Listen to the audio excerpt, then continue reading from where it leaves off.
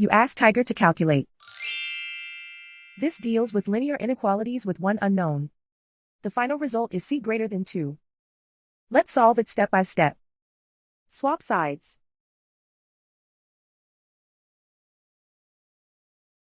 Group all constants on the right side of the inequality.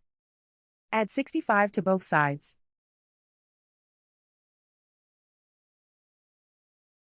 Group like terms.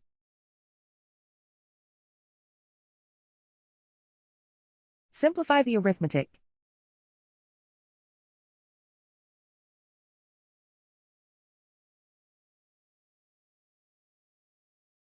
Isolate the c.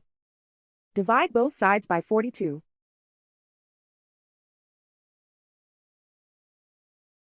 Simplify the fraction.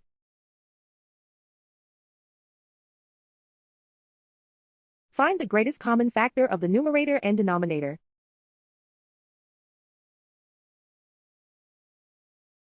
Factor out and cancel the greatest common factor.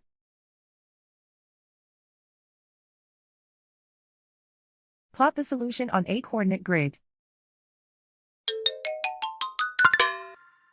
And so the final result is c greater than 2.